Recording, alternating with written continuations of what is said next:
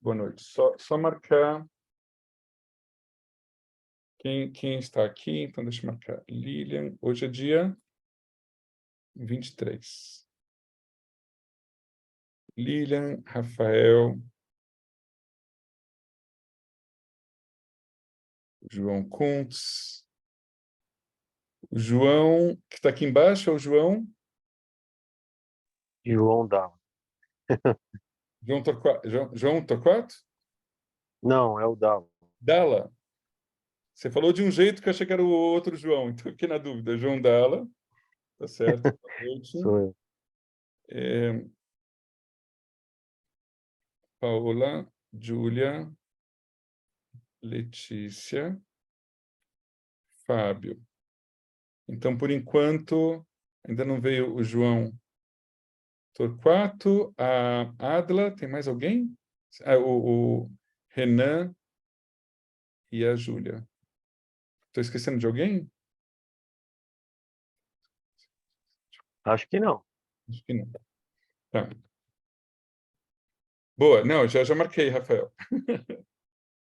Então tá bom. Então, assim, vamos falar primeiro de Purim. Purim, assim, quando a gente olha para o calendário, vamos dar uma olhada de novo no calendário geral, né? Nós temos uma série de festas, uma série de outros feriados que não são, vamos dizer, feriados festivos. Tem feriados contemporâneos e mais, vamos dizer, de origem mais israelense, mas que muitas vezes a gente também comemora. Então, lembrando as festas principais, que nós chamamos de Hagim, para valer, né? Hag, na verdade, mais do que festas, seriam festivais, né? Então, a gente tem Pesach, Shavuot e Sukkot, que fazem parte dessa, vamos dizer, me fugiu o termo agora, mas essas três festas estão interligadas, né? Uma fala do êxodo do Egito, a outra da entrega da Torá por Deus ao povo de Israel durante a caminhada no deserto, depois da saída do Egito, e finalmente a festa de Sukkot, que fala da caminhada, da peregrinação do povo de Israel pelo deserto em direção a Israel, em direção à Terra Prometida. Essas três festas, de alguma maneira, estão interligadas e são festas tidas como muito importantes. Depois a gente tem também Rosh Hashanah Yom Kippur, um período de 10 dias, começando com o Ano Novo Judaico e terminando com o dia dia do perdão, o Yom Kippur, que não é exatamente uma festa, mas vamos dizer, esse período é conhecido, acho que até já falei para vocês, um termo equivocado, mas é aquele que ficou consagrado em português, as grandes festas. Um erro, né? Seriam os principais feriados, se a gente fosse traduzir high holidays do inglês, seriam os principais feriados do ano. Essa talvez seja a melhor expressão, mas foi traduzido equivocadamente por grandes festas. E aí depois a gente tem feriados, festas menores. Não é que elas não sejam importantes, mas elas não são tão importantes, às vezes elas são posteriores ao período bíblico. Então a gente tem outras duas festas aqui, Purim e Hanukkah, são tidas como essas festas menores, embora em muitos lugares mais populares do que as chamadas festas mais importantes. E aí a gente tem outros feriados, como Tu Bishvat, que a gente acabou de passar, né? o ano Novo das Árvores, feriados tristes como Tisha B'Av, o dia 9 do mês judaico de Av, que lembra a destruição dos dois templos de Jerusalém. Nós temos Simchat Torah, a festa da entrega da Torá. Enfim, são outros feriados importantes, mas menos importantes do que aqueles que a gente citou. Então, agora das festas, para valer, a gente fica, então, com Purim e Hanukkah. Hanukkah a gente já estudou, certo? Então, Purim eu acredito que não. Só se foi logo no começo do curso, mas eu acho que não. Acho que a gente começou logo depois. Então, assim, Purim acontece no mês judaico de Adar, que é o mês que acho que a gente já entrou, né? No mês de Adar, e entramos agora há pouco tempo. E Adar é um mês que, por causa de Purim, ele é conhecido, os rabinos diziam no passado, Mishenichnas Adar Marbim Lesimcha. Marbim besimcha. Assim que o mês de Adar entra, assim que ele começa, a nossa alegria ela é multiplicada. E por quê? Por causa de Purim. Então, Purim é uma festa que acontece, como tantas outras, no meio do mês, entre os dias 13, 14, 15 de Adar, próximo à lua cheia, mas não exatamente, talvez porque não seja uma festa agrícola, né? Purim, ela conta uma história que a gente pode imaginar que assim a primeira história mesmo, a gente pode falar de que encontra o povo judeu na diáspora, fora de Israel, vivendo bem e de repente sofrendo de uma hora para outra uma situação de antissemitismo, de perseguição, de ameaça de genocídio. Então é uma festa que lida com essas questões que são, na verdade, muito atuais, ainda nos tempos atuais, né? Muito atuais nos tempos atuais foi ótimo. Que são muito presentes ainda nos nossos tempos. E vocês já ouviram falar dessa festa? Conhecem alguma coisa? Não conhecem nada? Conhecem muito? Acho que conhecem. Tem alguém que não conhece nada de Purim? Todos vocês têm alguma ideia, então, de Purim.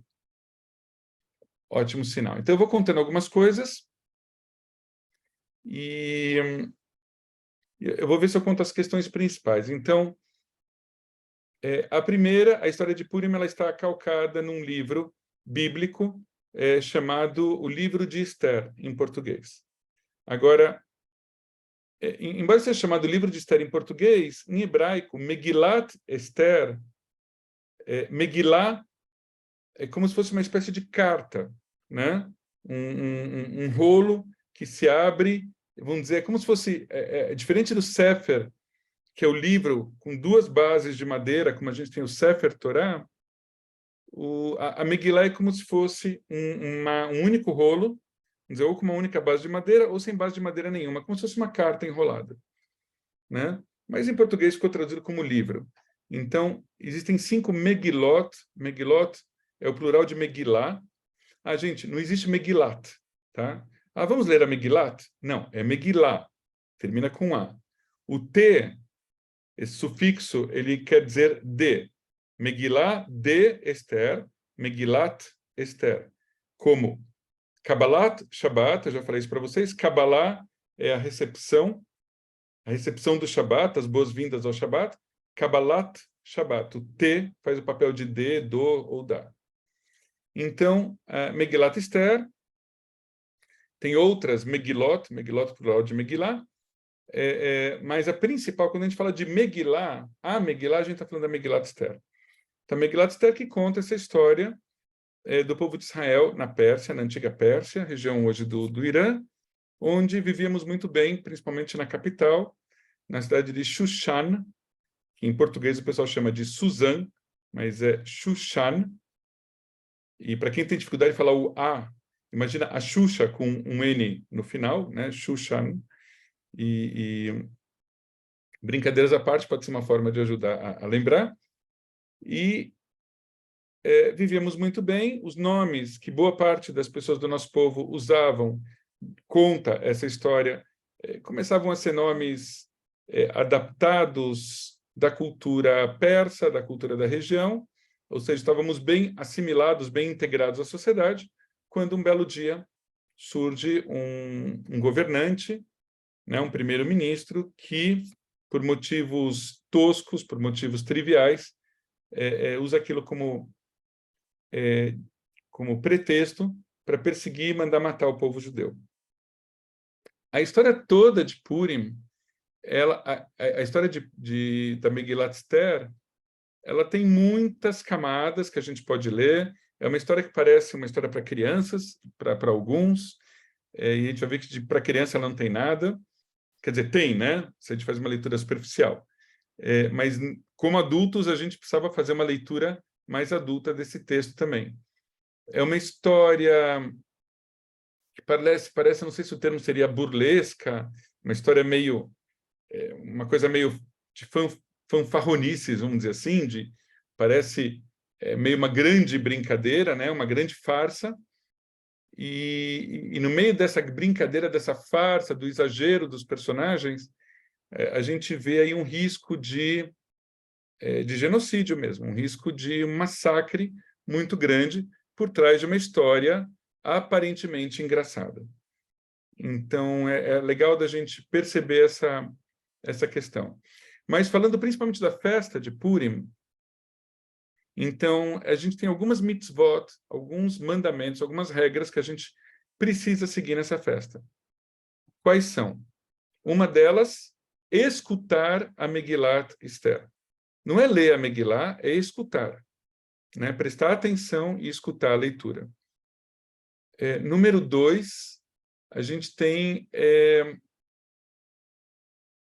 as outras 3 mitzvot são ligadas à comida, como é tão popular na tradição judaica, e esse é um grupo que se envolveu com a história do Kiddush, e eu acho isso muito legal, porque depois, pensando bem, a comida é um elemento essencial da identidade judaica, da identidade de qualquer povo, né? Mas especialmente da nossa, tem questões muito importantes relacionadas à comida. Então, agora, pensando bem, das 4 mitzvot de Purim, 3 delas estão envolvidas com comida. Então, uma delas é a gente fazer uma seudá. Uma seudá é uma refeição festiva. Obrigatoriamente, a gente tem uma refeição festiva com comidas gostosas, com bebida, bebida alcoólica incluída.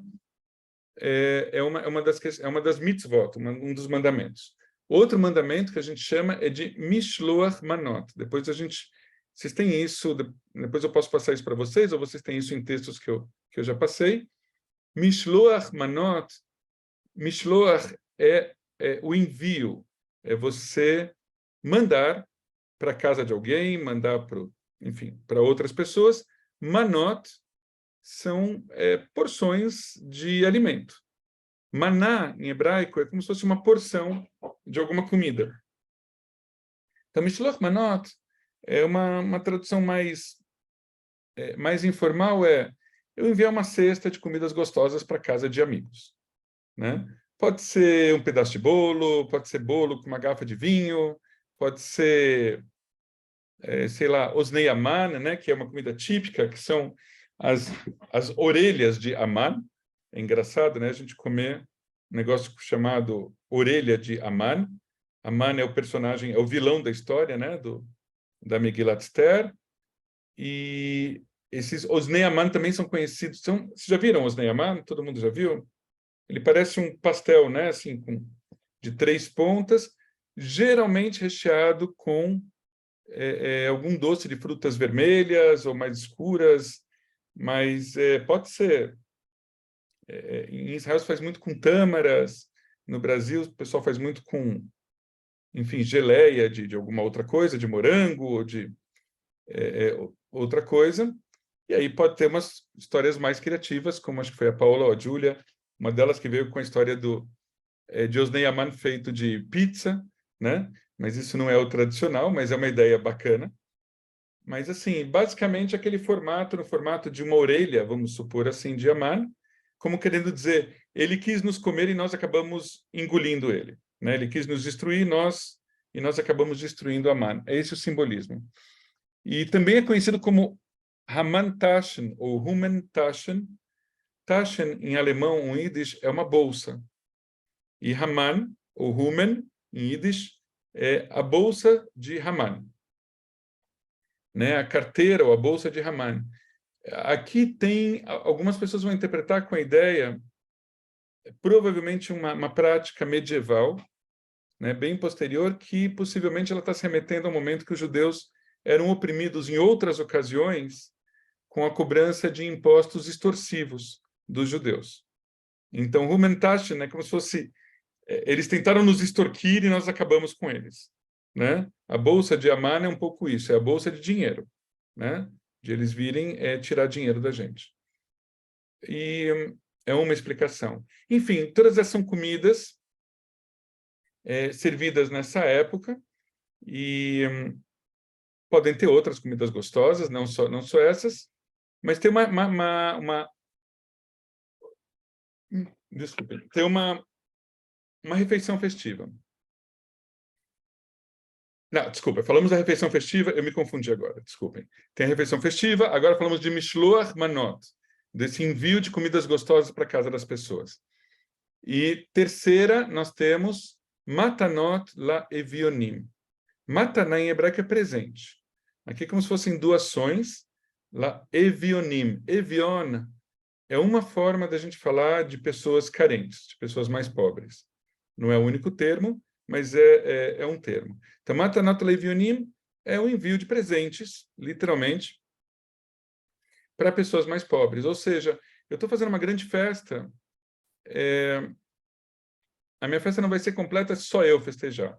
Se as pessoas que não têm condições de comprar comidas gostosas ou ter pelo menos uma refeição mais farta para a festa, não puderem comemorar, né? Purim, a minha comemoração não é completa. Então tem muitas maneiras de a gente fazer isso. Tem comunidades que recolhem alimentos, tipo cestas básicas, arroz, feijão, e enviam para lugares que podem ser ou não da comunidade judaica, que atendem pessoas com mais necessidades, em termos, né, que estão com dificuldade de comprar comida. Tem lugares que usam uma outra lógica, que fazem pequenas cestas de Mishloach Manot, cestas com bolo, com chocolate, com vinho, com suco de uva, e mandam para a casa das pessoas que eventualmente não têm condições de comprar essas coisas gostosas, né? Então, às vezes ela tem condições de, sei lá, já recebe uma cesta básica de um lugar ou do outro, mas para ela realmente se alegrar, que ela possa ter lá coisas mais gostosas, vamos dizer, de vez, né, para comer. Então, muitas têm voluntários que montam essas cestas. Eu participei uma vez disso em Belo Horizonte. A gente se juntou com um grupo de jovens de lá, com a Bonim Dror de Belo Horizonte, e nós fizemos cestas com comidas, fizemos acho que umas 150 ou 200 cestas, e a gente foi para a rua para distribuir numa praça de Belo Horizonte. A gente tomou um susto, porque a gente não sabia de onde saía tanta gente. Quando viram, a gente foi lá, a gente viu 7, 8 famílias, a gente falou, olha, tem essa cesta, tem bolo, que tem uma garrafa de suco de uva, e tem 2 escovas de dente e uma pasta de dente, né? Fazia parte do conjunto, lembrei disso agora. Aí a pessoa agradecia e falou, eu posso pegar uma para o meu filho? A gente falou, olha, a gente tem poucas cestas, a gente quer distribuir para quem tem na praça. Quando a gente foi ver, saía de todos os cantos, que a gente não sabia de onde, gente que veio atrás da gente para receber as cestas. As pessoas estavam dormindo nos lugares que a gente nem sei de onde que elas saíram. Eu sei que as cestas terminaram em questão de 5 ou 10 minutos. Não deu tempo. A gente achou que ia ficar 1h30 na praça, a gente ficou 15 minutos. E as pessoas vieram ainda pedir se não tinha mais, se a gente não podia levar. E a gente ficou até sem graça de não poder entregar mais para outras pessoas, tal era a necessidade. Então, nesse momento, a gente percebe também o nível de necessidade, né, de pobreza em certas regiões que a gente, às vezes, não se dá conta. Então, pode ser isso, pode ser para famílias judias que não tenham condições de comprar e ter esse momento festivo, enfim. Então, assim, as 4 mitzvot principais são essas. Vamos voltar, escutar a leitura da Megillah, Mishloach Manot, trocar, não precisa trocar com todos os teus amigos, mas diz a tradição recomenda pelo menos com 2 amigos ou com 2 casas, né? Você enviar uma cesta com algumas coisas gostosas, Matanot Leivionim, fazer doações para as pessoas mais pobres e ter uma refeição festiva que pode ser familiar, pode ser comunitária, pode ser com os amigos. Essas são as principais mitzvot de Purim. Além disso, a gente tem alguns costumes, né, dessa festa. Então, durante a leitura da Megillah, existe um costume que na hora que se fala no nome de Haman, durante a leitura, no nome do grande vilão da história, costuma-se fazer muito barulho, né? Então, tradicionalmente se toca um reco-reco chamado Rashan. Rashan é literalmente um aparelho que faz barulho, né? O pessoal toca apito, o pessoal vaia, toca sirene, liga o som no último volume, bate o pé. É uma bagunça esse momento. Então, toda vez que fala o nome de Haman, fazer muito barulho, é um momento que diverte muito as crianças. Por que que a gente faz tanto barulho? A ideia é que o nome... Aí tem um paradoxo. É que o nome de Haman seja... que você não permita que as pessoas escutem o nome dele, né? Mas, ao mesmo tempo, tem a ideia de que você nunca se esqueça de Haman, porque quando você faz tanto barulho, você destaca a figura, né? Ao invés de você ignorá-la. A gente não está ignorando, a gente está fazendo, está vaiando. Então, chama muita atenção. Haman, segundo a tradição judaica, ele descende de... Ele era do povo Hagagita, que, por sua vez, descendia do povo de Amalek, que é um povo que, segundo o texto bíblico, sempre perseguiu e sempre perseguirá o povo judeu. Então, quando a gente escuta o termo Amalekita ou Amalek, era aquele povo covarde que atacava o nosso povo por trás no deserto e matava os mais velhos, que tinham mais dificuldade para andar e para acompanhar o grupo, matavam as crianças, matavam as mulheres viúvas. Então, eram aqueles que nos atacavam por trás. Não é alguém que luta com a gente de igual para igual. Então, se acredita que Haman era descendente do povo de Amalek, e uma das ordens de Deus é que a gente faça de tudo para que o nome de Amalek seja esquecido debaixo dos céus, né? Que seja apagado o nome de Amalek, ou seja, que esse povo seja exterminado, porque é um povo que busca o extermínio do povo judeu. Por outro lado, tem momentos que se fala, não se esqueça do que eles fizeram para vocês. Então, a gente tem, por um lado, acabe com eles, por outro, não se esqueça. Então, tem essa dubiedade, que eu diria que, assim, vamos ficar atentos aos nossos inimigos. Não vamos fazer de conta que eles não existem, né? Vamos ficar atentos e vamos para que a gente possa defender quando necessário. Então, daí essa questão da vaia, do barulho, né? Por um lado, com muita alegria, com muita bagunça, mas que tem essa seriedade de... Pô, o cara é nosso inimigo, né? Dessa vez a gente venceu, mas se diz que em cada geração tem um povo que aparece querendo nos exterminar. Isso já é uma passagem da Haggadah de Pessach, da outra festa que vem em seguida, que tem um momento que a gente lê que em todas as gerações aparece alguém que nos odeia e que quer acabar com a gente. Outro costume que a gente tem nessa festa é nos fantasiarmos. A gente estava brincando, ela falou, olha, quem pode me ajudar com fantasia? Porque, assim, eu já tive festa que eu aluguei, já tive festa que eu comprei, e a festa está se aproximando, eu não sei ainda como que eu vou me fantasiar, mas convido vocês a também se fantasiarem. Podem ser fantasias mais simples, podem ser fantasias mais sofisticadas, cada um de acordo com a sua criatividade, ou de acordo com o seu bolso, ou de acordo com aquilo que achar mais divertido, de acordo com a sua timidez, ou de acordo com a sua extroversão, enfim, cada um do seu jeito. E é muito comum em Israel, isso é bem engraçado, inclusive entre judeus que não são nada religiosos, nessa época do ano as pessoas começam a sair nas ruas fantasiadas. Então é comum, sei lá, uma semana antes de Purim, você vê as pessoas indo para o trabalho, às vezes um cara de 25 ou 30 anos põe uma saia rodada de, sei lá, de balé, e está vestido normal, mas está com uma saia de tule andando pela rua, né? Outros vêm com outras roupas engraçadas. É comum você ver as pessoas comprando aqueles, como é que chama? Negócio para jogar espuma artificial, neve artificial na cabeça uns dos outros. Você está numa praça, me parece um cara te joga um troço na cabeça. Mas tudo assim, questões de brincadeiras, assim, óculos de plástico enormes, né? Perucas coloridas que pode ser tudo coisa muito popular, tá? Não precisa ser nada caro. Então é comum, né, as pessoas virem fantasiadas. Havia uma tradição mais antiga, talvez ela ainda aconteça em alguns lugares, do desfile da Rainha Esther. Então, tinha uma coisa que as meninas se vestiam de Rainha Esther e desfilavam pelo salão e tinha uma espécie de concurso de Miss. Mas eu acho que isso não é mais feito. Hoje tem vários outros critérios, né? Falam, opa, qual é o lugar da mulher nessa história, como a mulher está sendo vista. E a própria Esther foi uma mulher muito forte nessa história. E o quanto muito que às vezes acontece é um desfile sem ter concurso, né? Sem eleger quem é a melhor, a mais bonita, etc. Você tem concurso de Rainha Esther e de Rei Mordecai.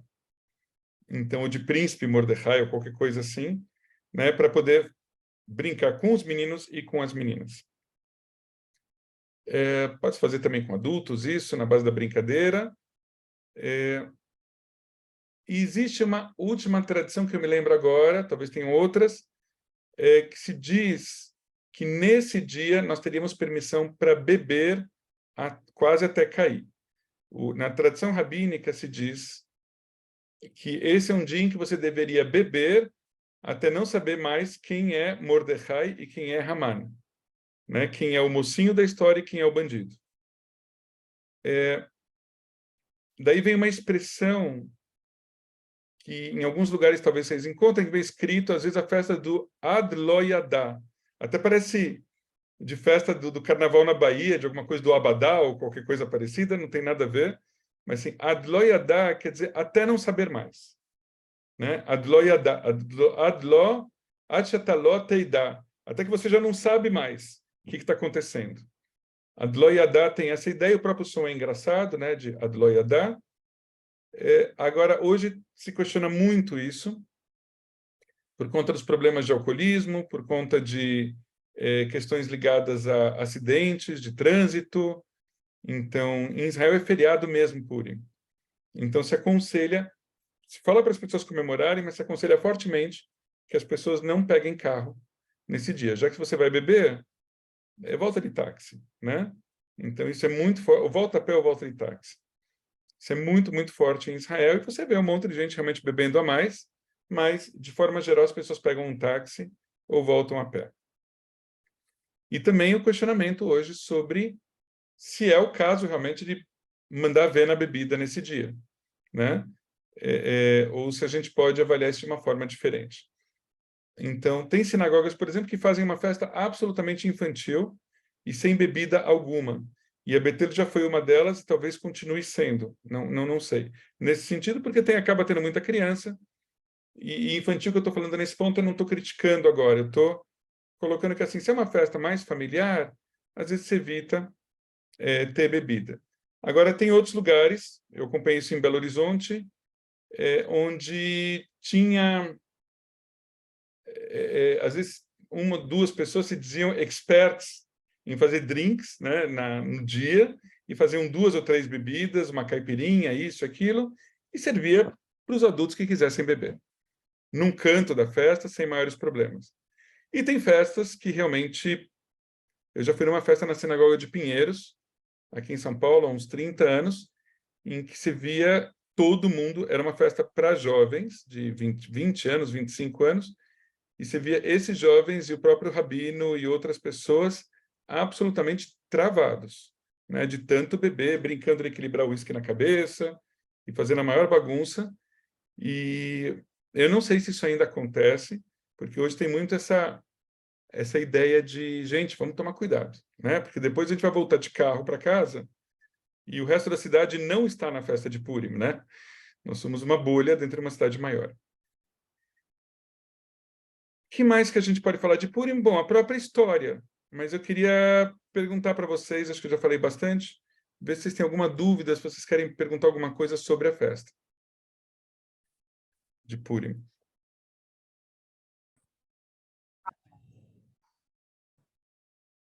Eu não escutei? Estou. Boa noite, desculpa o atraso. Olá, Renan. A Júlia também está aí? Não, ela está em reunião ainda. Boa noite. Boa Hoje noite. a gente com telas desligadas, tá? Hoje vamos dar um desconto e assim, deixa eu ver se eu consigo resumir a festa. Eu acho que é importante. Eu me sinto pelo menos na obrigação de contar um pouco a história em si. Porque eu contei primeiro a festa, como ela é feita, e agora a gente poder falar da história em si. A história, então, se passa em Shushan, na Pérsia, região do Irã. Primeira coisa que se fala, são 10 capítulos o livro de Esther.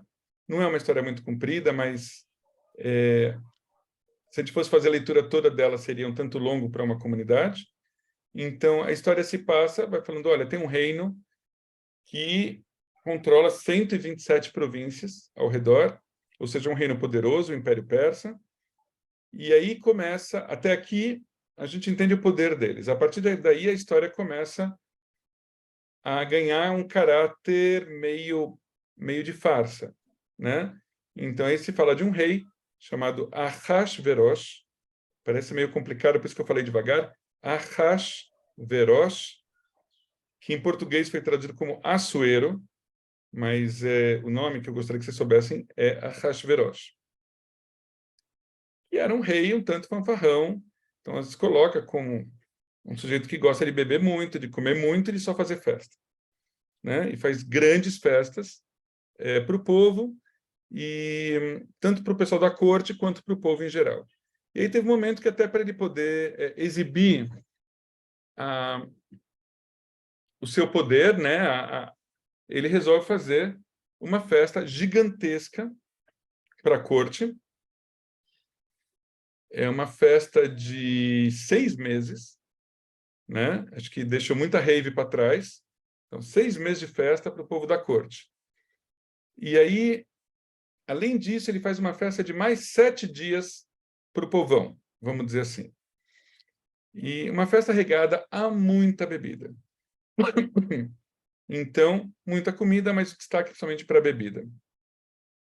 Esse rei é casado com uma mulher chamada Vashti. Ela é uma figura importante também na história, mais no começo, mas eu entendo que é uma figura importante. Ele é casado com a Vashti, e em algum momento dessa festa toda, o rei decide, ou é aconselhado a chamar a Vashti para dançar para os seus convidados, para se exibir para os seus convidados. E a Vashti, para surpresa dele, gente, eu estou contando de uma forma meio livre, tá? A história. Para surpresa dele e dos outros, diz: não vou dançar, né? Como dizendo, eu vou o quê? Vou dançar, vou ficar me expondo para um monte de homem bêbado, né? Dançando aqui em volta? Não vou fazer isso. E o rei, de repente, se vê ele tão poderoso, um rei um imperador sobre 127 províncias, inclusive Israel, fazia parte do Império Persa, que dá grandes festas, né? Que, enfim, gasta uma dinheirama inteira, dá uma ordem para sua esposa e a sua esposa diz: não vou fazer. E ele se pergunta, né? Ele pergunta para os seus conselheiros: e agora, o que eu faço? Né? Ele perde assim completamente o chão e eles dizem: não pode deixar passar batido. Você precisa se separar e você vai buscar uma outra esposa. E aí ele ouve os conselheiros, se separa da Vashti e praticamente afirma, né? E os conselheiros ou ele afirmam: isso é para ninguém, para que o rei dê o exemplo de que todo homem deve ser senhor da sua casa, que nenhuma mulher deve desafiar o seu marido, né? Porque imagina, eles falaram isso também. Imagina se a esposa do rei desrespeitar o rei, todas as esposas do reino vão querer desrespeitar todos os seus maridos, né? Vão desrespeitar cada um o seu marido. Isso não pode. Seria um péssimo exemplo. Então, mais ou menos, o rei está dizendo: olha, gente, estou fazendo isso, me separo, me divorciei da Vashti, para mostrar que quem manda em casa é o homem, é o marido. E a história meio que termina assim, do primeiro capítulo. Existem interpretações e outras que vão dizer que Vashti foi condenada à morte. No texto, isso não aparece. No texto, ele se divorcia da Vashti e a gente não sabe mais da Vashti. Certo? Bom, aí a gente vai entrar para o segundo capítulo. Eu não vou falar capítulo por capítulo, mas até aqui é isso. O segundo capítulo começa a falar do povo judeu que mora na Pérsia. Ou seja, uma história que conta do povo judeu morando na diáspora, morando fora de Israel, e morando bem. O líder desse povo era um homem chamado Mordecai.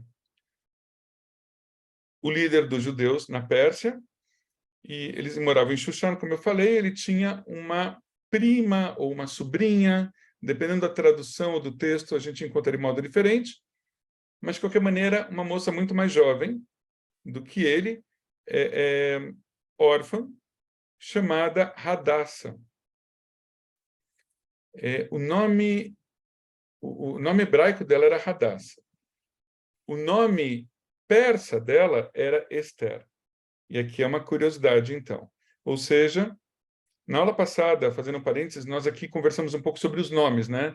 Mas pode ter o mesmo nome em hebraico e em português?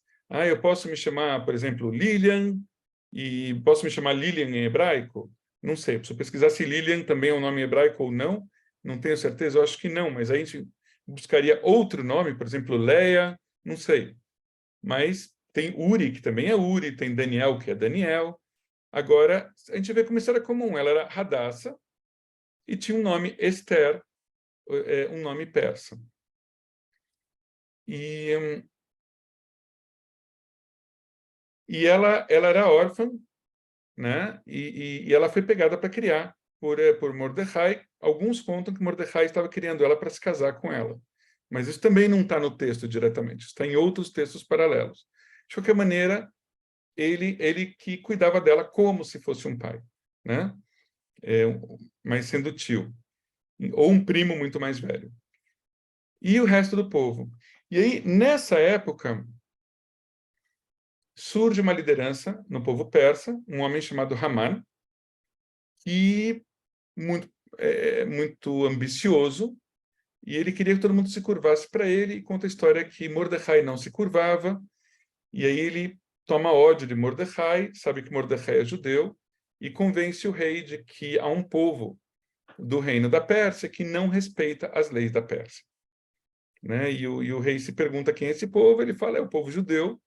Ele fala, o que a gente precisa fazer? Bom, vamos matar esse povo. E os dois comendo e bebendo, como era o costume, né? E aí o rei acaba entregando para o Haman o anel, um anel selo, né? Um anel com que ele marcava os éditos, as leis, para definir as leis, enfim, da Pérsia. E aí foi determinada uma lei de que o povo, aquele povo, o povo judeu, que desrespeitava o rei, deveria ser então exterminado. Eles fazem um sorteio para determinar a data em que esse povo seria exterminado. Aí daí vem o termo Pur ou Purim, é uma expressão para lançar a sorte, né? Purim é lançamento das sortes, vamos dizer assim, do destino. E aí é sorteado para depois de 9 meses, aproximadamente, o momento em que o povo persa deveria atacar os judeus e os judeus não teriam direito a terem armas para se defenderem.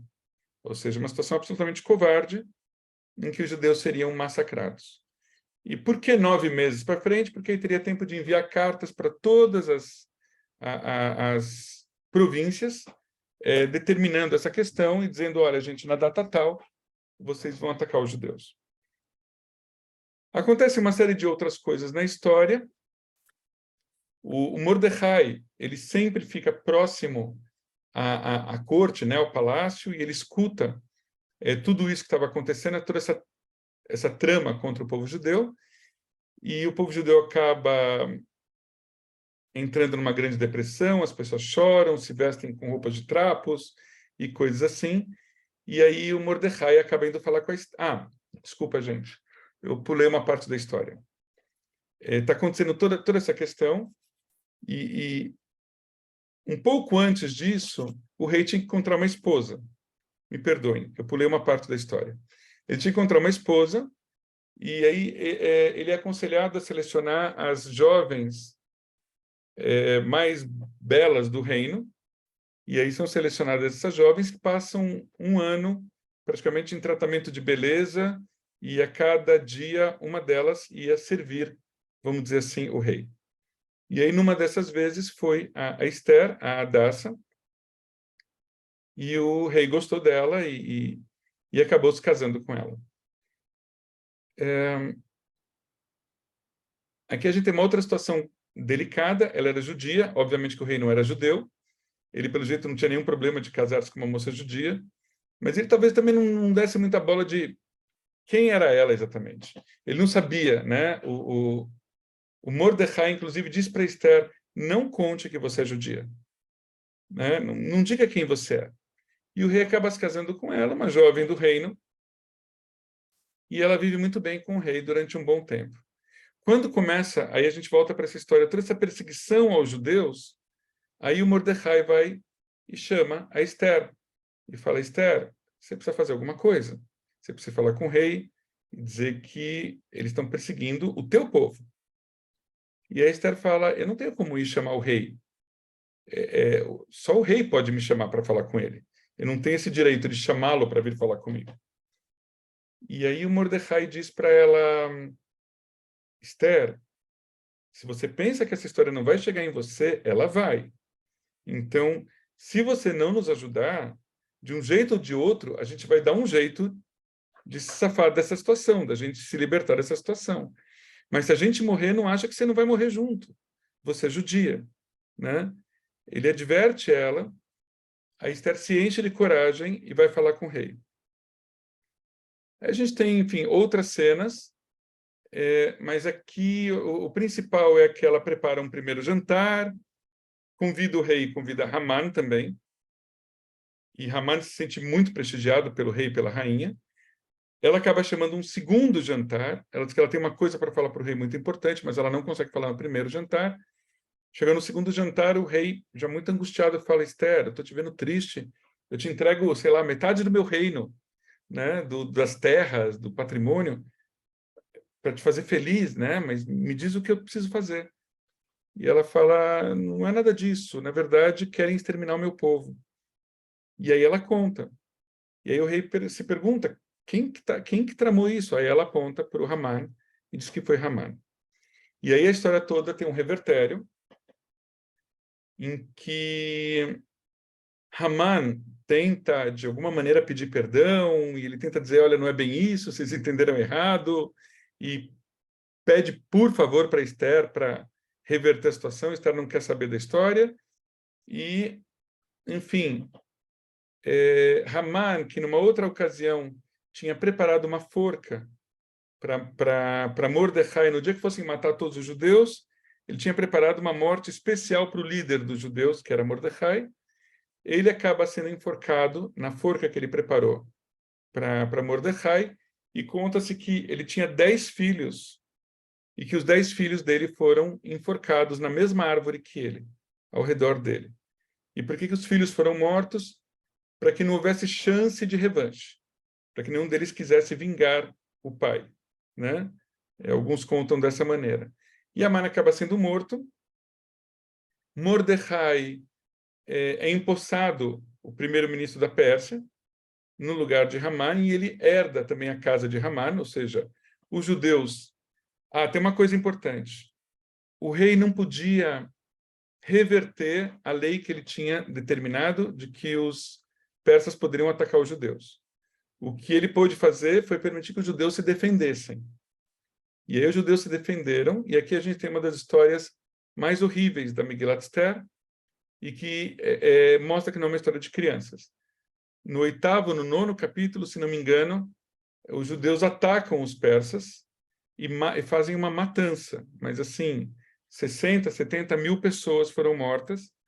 Os persas ficam apavorados. Existe uma expressão de que eles queriam leit yahed, que não é a expressão normal para se falar de pessoas querendo se converter ao judaísmo. Eles queriam se tornar judeus a todo custo, o mais rápido possível, porque eles estavam com medo de serem mortos se eles não fossem judeus. Então, e aqui eu acho que é um ponto importante a gente falar,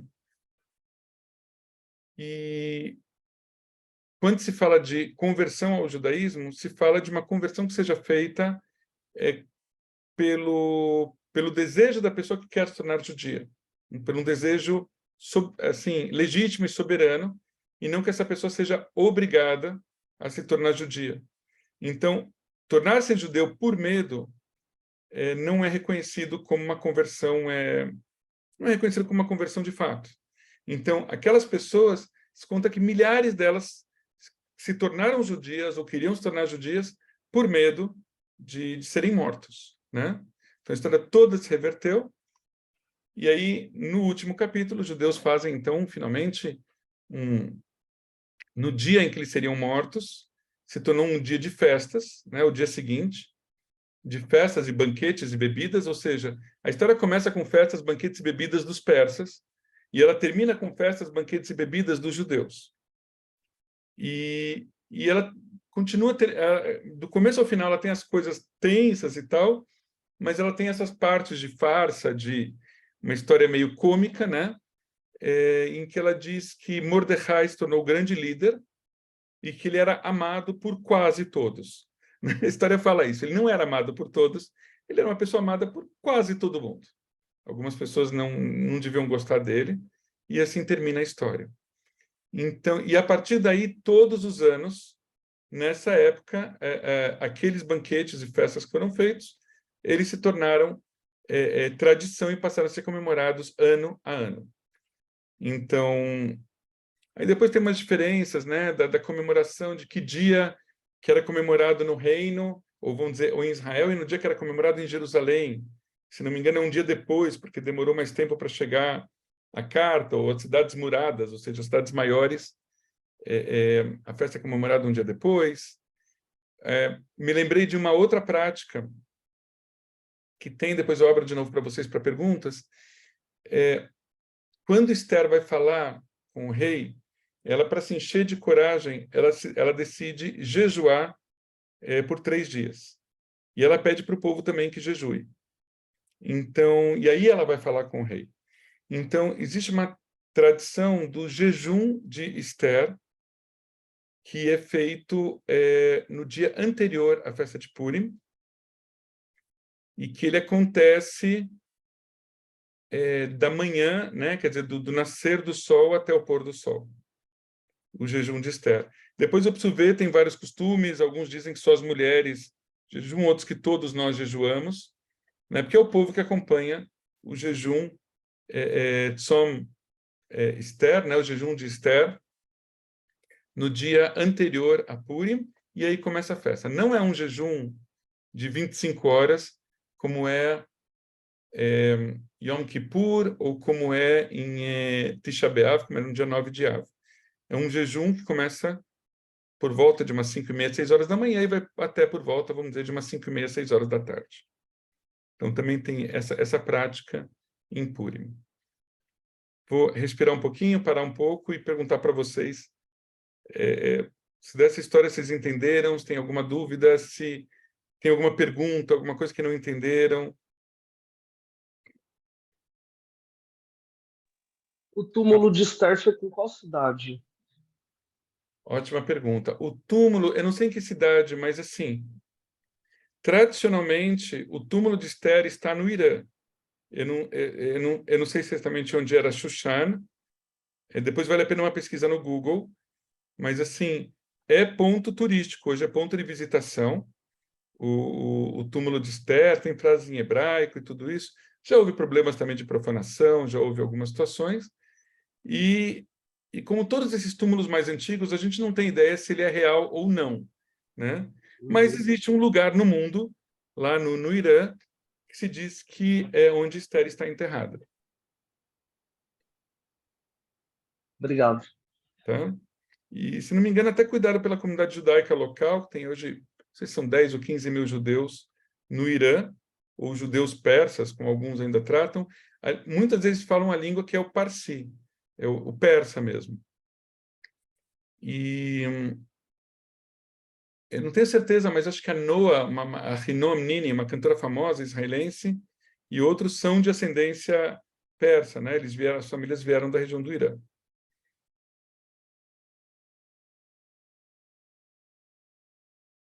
Fica em Imam Khomeini Square, Irã. Boa, então é numa praça.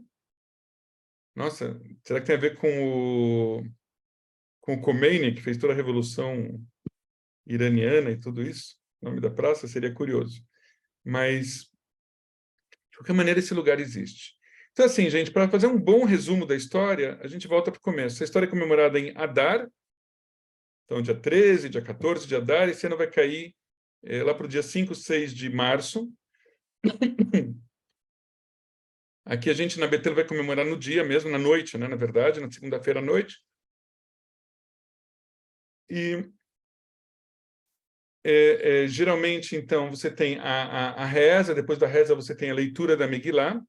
Em muitas sinagogas se faz essa leitura inteira em hebraico. Outras fazem resumido e fazem na sua língua natal. É o que nós vamos fazer. A gente vai fazer uma leitura resumida em português, numa tradução mais livre, né, que eu preparei para ser uma coisa um pouco mais divertida, já que a festa na Betel é mais familiar. E depois a gente vai fazer uma festa mesmo, né? Com comida, com Oznei Aman, né, tem o pessoal aqui já preocupado com o Kiddush, que eu fico muito feliz, né, do Kiddush de Purim, da gente pensar como pode ser. A ideia é que nós venhamos fantasiados, possamos trazer a família, os filhos, namorado, namorada, marido, esposa, enfim, são todos bem-vindos. E que a gente possa brincar um pouco, cantar e dançar. E a gente vai ter esse ano na Betel o grupo Kletzmer Três Rios, que vai tocar na nossa festa por 30, 40 minutos. Kletzmer é um estilo musical muito popular do judaísmo ashkenazi, do final do século XIX, começo do século XX. A palavra Kletzmer vem de Kleizemer, em hebraico, instrumentos musicais.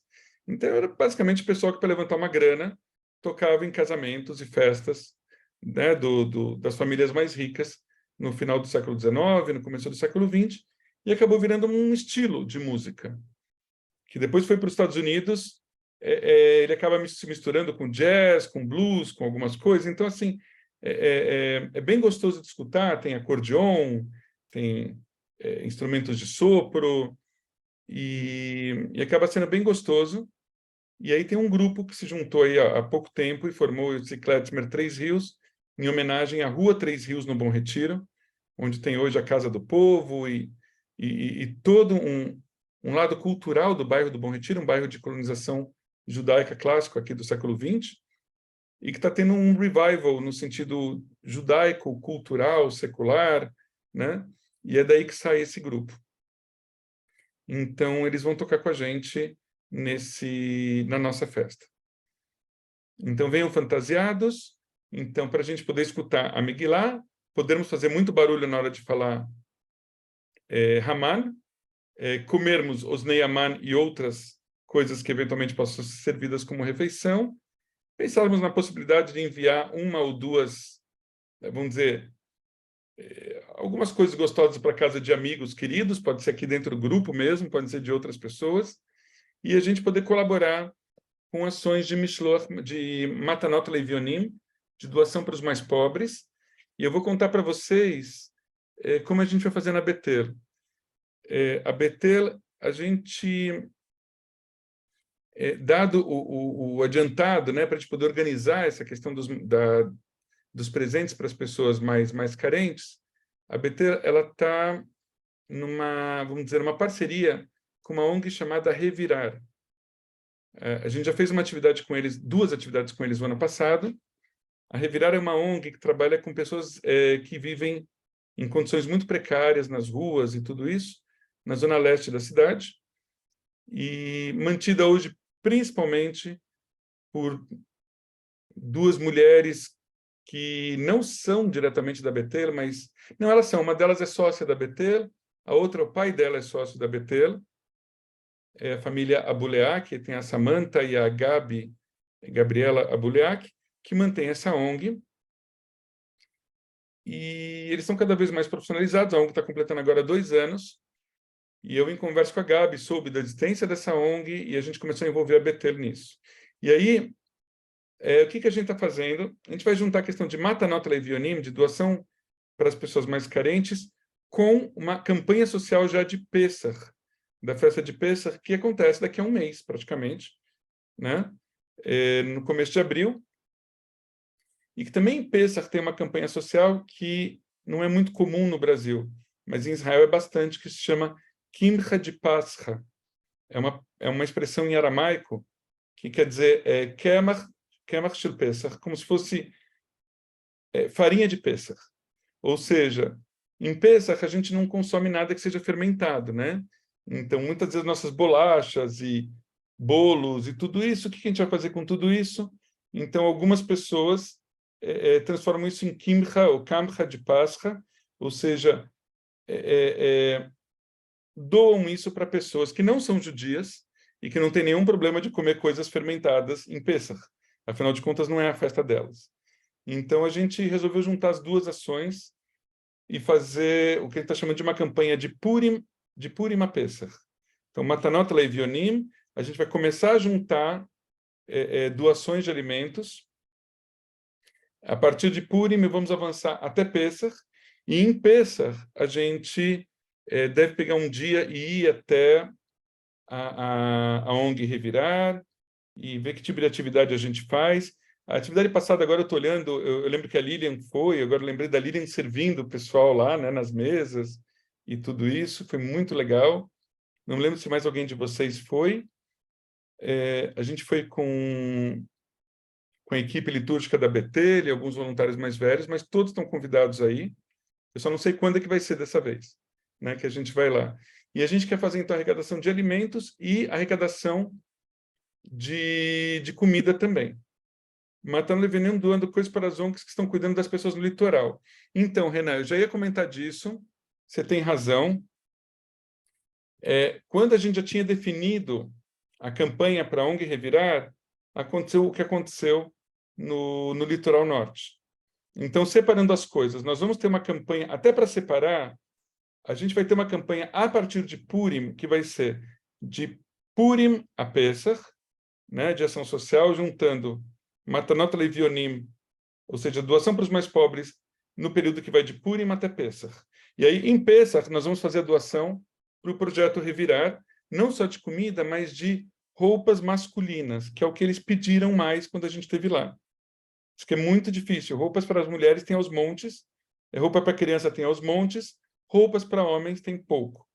Então, se vocês tiverem roupas usadas em bom estado, sapatos, roupas, camisas, calças, shorts, a gente poder começar a juntar isso, começar a separar em casa, para a gente poder fazer essa doação. Como se diz em hebraico, lehavdil, separando uma coisa, outra coisa, outra coisa. Só um minutinho, Rafael, só respondendo o Renan, a gente resolveu se juntar à campanha da Federação Israelita do Estado de São Paulo, do projeto Ezra. Ezra quer dizer ajuda em hebraico. Esse projeto Ezra já foi uma atuação, uma intervenção da comunidade judaica em outras situações muito necessárias no Brasil em anos passados. Esse ano, o projeto Ezra foi agora, voltou ativa por conta da tragédia toda no litoral norte. Então, a partir de amanhã, a Betel já vai ter uma caixa de arrecadação de água mineral, como é que chama? Alimentos não perecíveis e roupas e fraldas para ser enviado para as famílias necessitadas no litoral norte. Então, se isso responde ao que o Renan está trazendo. Tudo bem, Renan? Então, assim, a gente está entrando nessa campanha, podemos participar, e por isso a gente adiou o início de Matanot Leivionim de Purim, né? Para a gente poder, de alguma maneira, atender isso. E a gente sozinho não conseguiria arrecadar tanto, mas assim, e nem sei como a gente faria para enviar para lá. Mas a federação está enviando caminhões e caminhões para o litoral norte. Então, essa campanha está sendo feita com postos de arrecadação na CIP, na Congregação Israelita Paulista, na Comunidade Shalom, no Colégio Renascença, no Beit Chabad, acho que de uma ou duas sedes do Beit Chabad. E aí, quando nós soubemos disso e vimos o anúncio, nós entramos em contato com a federação e falamos que a gente também queria participar. Então a gente está junto nessa história. Tudo bem, então? Mas eu acho que assim, Perfeito. eu acho que... E aí eu queria passar a palavra para o Rafael, depois eu explico mais alguma coisa. Oi, Ravi, na verdade, você já respondeu. Eu ia perguntar quando que abre a doação. Eu dei essa emagrecida aqui, sobrou bastante roupa, então agora é a hora de desfazer por uma boa causa. É, Então, já respondeu. Obrigado. Eu vou levar algumas amanhã. maravilha. Ótimo. E também a gente está... não somos os únicos a fazer isso, mas, enfim, a Betel está querendo uma consciência social cada vez maior, né? Então, todas as festas judaicas, de alguma forma, elas vêm com esse caráter social. Então, se você for pegar Purim, Matanot Levionim, Pesach, tem um momento na própria Haggadah de Pesach, no livro de Pesach, né? No relato de Pesach, que se fala: todo aquele que tem fome, venha, entre e sente-se conosco, entre e jante conosco. A gente acaba não fazendo isso muitas vezes porque, se você for deixar a porta aberta em alguns lugares, podem entrar e te assaltar, vamos dizer, na situação que a gente está no país, mas a gente pode convidar amigos, podemos convidar amigos não judeus. A gente sabe, me perguntam muito, pode convidar não judeus? Claro que pode, né? Vai ter um Seder de Pesach fraterno, que se chama, que eu fui convidado e eu fiquei com muita pena de não poder ir, porque eu vou ter um bar mitzvah no mesmo horário, e são de sobrinhos, é um bar mitzvah de sobrinhos meus, daqui da Betel, mas vai ter um Seder de Pesach, assim, realizado em parceria com o Grupo da Fraternidade Católico-Judaica, que fica no Colégio Nossa Senhora de Sion, Colégio Sion, que fica aqui em Higienópolis, na frente do Colégio Rio Branco. Então, essa fraternidade católica-judaica, que assim, existem duas ações católico-judaicas muito fortes. Uma delas eu faço parte, que é o Fórum Nacional do Diálogo Católico-Judaico, e a outra é a Fraternidade Católico-Judaica, que tem uma característica um pouco diferente, feita com as irmãs de Sion, enfim. E tem sempre como um presidente alguém judeu e alguém católico. Então, esse ano, o presidente agora é um senhor chamado Ricardo Schlesinger, que é o pai do rabino Michel Schlesinger, que hoje está nos Estados Unidos, e a irmã Cristiane dos Santos, que é uma irmã de Sion católica. E, enfim, ela é uma amiga querida, o Ricardo eu conheço há menos tempo, e eles me convidaram para co-celebrar esse Seder fraterno, e eu fiquei com muita pena de não poder participar, né? Mas, enfim, não sei como que eu cheguei nessa história agora, porque a gente está falando de doações, eu me perdi um pouquinho, me perdoem. Mas, eu ia falar que a gente tem muito esse trabalho de todas as festas judaicas tem uma característica social, no sentido de doação. Então, deixa eu voltar. Então, Purim, Matanot Levionim, Pesach, essa ideia de Kamcha, de Pascha, né, de você doar os alimentos que nós não podemos comer em Pesach, a gente doa, em vez de a gente guardar por 8 dias em algum lugar e depois pegar de volta depois de 8 dias, a gente doa. No Brasil, eu entendo que é um bom momento para a gente participar de campanhas do inverno, né? Campanhas do agasalho, junto com outras instituições judaicas e não judaicas. Em Shavuot, se em Israel, no hemisfério norte, é o auge do verão, aqui é o auge do inverno. Então, é um bom momento para se fazer também uma campanha relacionada a cobertores e tudo isso. Enfim, todas as festas, de alguma maneira, a gente teria uma oportunidade de poder colaborar com as pessoas que mais necessitam, né? E eu acho que esse é um caminho que a Betel está tomando cada vez mais, não só comemorar as festas, mas falar assim, tá, não vamos deixar de comemorar também de forma social, né? Nessas questões. E eu vejo isso como um elemento muito forte, inclusive, de engajamento das pessoas nas atividades comunitárias.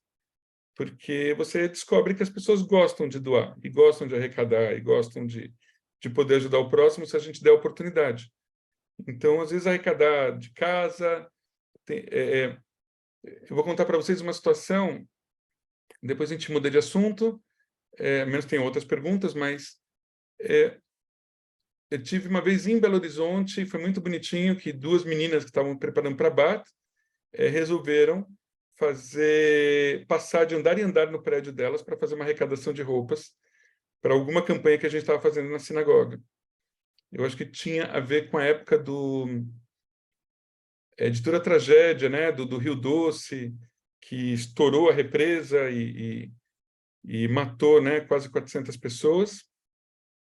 Vocês lembram dessa história, né? E para mim, para Joyce, para minha esposa, pegou muito forte, porque 6 meses antes disso acontecer, 5 meses antes, nós tínhamos estado numa pousada muito bonita, que depois ela foi engolida pelo... Assim, foi porque a gente não sabia, mas a pousada ficava a 2 minutos dessa represa, não é represa, desse lugar, né? Me fugiu o nome, onde se acumulavam esses dejetos, essas coisas todas. Barragem. Essa barragem, obrigado, tinha me fugido da palavra. Ou seja, quando a barragem estourou, depois a gente soube que não houve tempo de quem estava na pousada de escapar, porque em 2 minutos, a pousada foi coberta pela lama. Morreram 40 pessoas, inclusive os donos, funcionários e algumas pessoas que estavam hospedadas. E a gente teve hospedado lá 6 meses antes. Eu falo isso, eu tenho as fotos do lugar. Então, assim, me dói muito no coração. Eu lembro que a gente fez uma campanha e aí tiveram umas meninas que arrecadaram roupas e água e tal no prédio delas. Então, eu achei isso muito legal, da gente poder olhar, às vezes, também um pouco mais para além da casa da gente também. Embora eu não sei, mas no meu prédio aqui já tem uma caixa também para arrecadação de roupas. No prédio dos meus pais também puseram. Então, em muitos lugares as pessoas estão mobilizadas para doar para o litoral norte. Sobre Purim, vocês têm mais alguma questão? Eu vou pedir para vocês 1 minuto só, eu vou parar aqui um pouquinho, só para pegar uma água, tá? Que eu tô com a boca super seca e não tô... Tá um pouquinho difícil para mim agora, então só um minutinho. Bom, retomando, gente, eu pensei da gente retomar...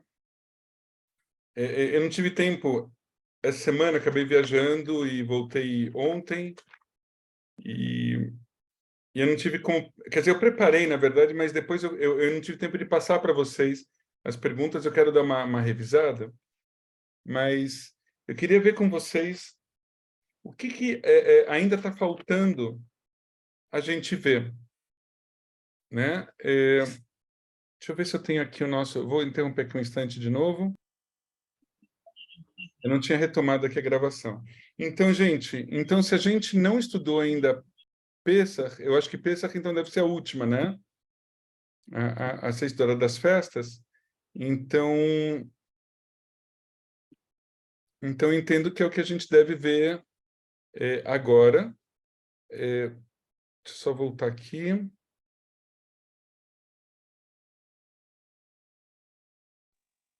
Rabino, posso fazer uma pergunta rápida? Pode. Quem está falando? Fábio, tá. Fala. É o Fábio. Minha câmera não está aparecendo, eu acho. Tá A aparecendo. respeito. Tá. Eu não sei a pronúncia certa, mas a contagem do Homer, a gente vai passar por isso? A contagem do Homer é uma explicação relativamente simples que eu posso trazer e posso falar a partir de Uhum. Pessach, tá? Ah, é legal. Assim, hoje é dia 23, né? Uhum. Tá a próxima aula é dia 2. Tá. Eu vou depois dar uma arrumada, então, aqui no nosso programa, por exemplo, deixa eu ver. A gente pode começar hoje ainda a falar de Pessach e continuar na próxima aula, né? E eu estou achando, assim, que tem algumas coisas que eu acho que a gente já falou, eu tenho a impressão de que a gente já falou, por exemplo, de Bar e Bat Mitzvah, casamento, morte, luto. Já falamos, né? Então aqui eu estou precisando corrigir o programa mesmo. Então a gente vai falar agora de Pessach e eu acho que eu não falei de Kashrut.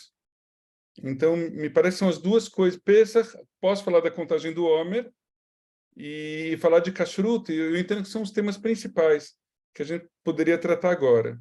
Não que Talmud não seja importante, eu acho que o importante para vocês saberem, nesse momento do Talmud, é que o Talmud é o que a gente chama da tradição oral, do início da tradição oral judaica.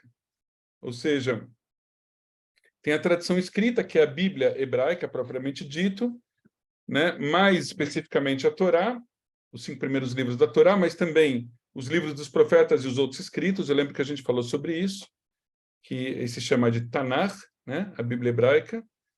E o Talmud é uma tradição já rabínica, extremamente importante, porque o judaísmo todo está calcado na forma como o Talmud, de alguma maneira, lê a Torá, vamos dizer assim. Ou seja, é o olhar rabínico sobre as nossas tradições. E ele é muito mais amplo. Então, a gente vai poder falar um pouquinho sobre o Talmud sem entrar em exemplos de textos, como eu tinha colocado aqui. Isso a gente pode fazer em cursos paralelos e futuros, talvez não tão para frente, né? Mas são temas que a gente pode trabalhar para depois desse período introdutório. Aprendendo a rezar em Nigun, eu diria a mesma coisa, um curso à parte, Kabbalah também, né? São coisas importantes, mas eu acho que a gente tem coisas mais importantes agora. Então, eu diria que Pesach, a gente terminar, falar um pouco sobre a contagem do Homer. Depois, se vocês sentirem falta de alguma coisa, a gente começa e aproveita as últimas aulas que eu tinha visto aqui de trabalhos para apresentar e tudo isso. Ao invés da gente fazer isso, a gente passar o roteiro de perguntas que eu tenho e a gente poder passar, diria, uma por uma, sem ficar dando as respostas, mas assim, gente, se tem alguma dúvida nisso, e para poder dar mais segurança para vocês nesse momento, e aí depois vocês poderem estudar e se prepararem, e aí a gente poder, como eu falei para vocês, passar um trabalho para vocês de mandar essas perguntas, uma parte dessas perguntas para vocês responderem, e para poder avaliar em que nível que vocês estão, né, cada um. Como eu disse, não é uma prova de aprovado e reprovado, mas é algo que eu espero que vocês se dediquem, escrevendo não um livro de cada resposta, e também não um copy-paste de qualquer site, sei lá, do Beit Chabad, mas o que vocês realmente entenderam, né, daquilo, e eventualmente até dúvidas que vocês tenham, para que eu possa saber em que ponto que vocês estão também. Então, minha proposta é essa, que a gente, a partir de agora, avance com Pesach, e depois a gente passa a fazer uma revisão de tudo aquilo que a gente estudou. Eventualmente, a gente vai acabar passando por alguma coisa que a gente não viu, que pode ter passado, mas a revisão é boa para esse momento, né? Tudo bem? Alguém quer fazer mais alguma colocação nesse momento? Eu estou aqui 3 coisas no chat. Deixa eu ver o que é. Tá. Rafael está dizendo que acho que estudamos Pesach, mas Purim não. Bom, então vamos dar uma passada por Pesach, que nem todos estão seguros que a gente passou. Eu tinha quase certeza que a gente tinha passado por Pesach, mas tudo bem. Pesach é uma festa, chamadas das 3 festas de peregrinação, que a gente chama. Shloshet Haregalim, ou Shloshah Regalim, as 3 festas de peregrinação. Já vou explicar para vocês por que peregrinação. Essas festas, como eu falei já antes para vocês, elas contam, de alguma maneira, elas estão interligadas, né? Pesach, como o êxodo do Egito, Shavuot, o momento que nós saímos já do Egito, cruzamos o mar de juncos, ou o mar vermelho, e estamos começando a nossa caminhada pelo deserto, e a gente tem a entrega da Torá, por Deus no Monte Sinai, que fica no meio do deserto, e a partir daí a gente segue para uma caminhada de mais 38 anos, né? O que eu contei até agora foram os 2 primeiros anos, uma caminhada total de 40 anos, e essa caminhada no geral vai ser, de alguma maneira, representada pela festa de Sukkot.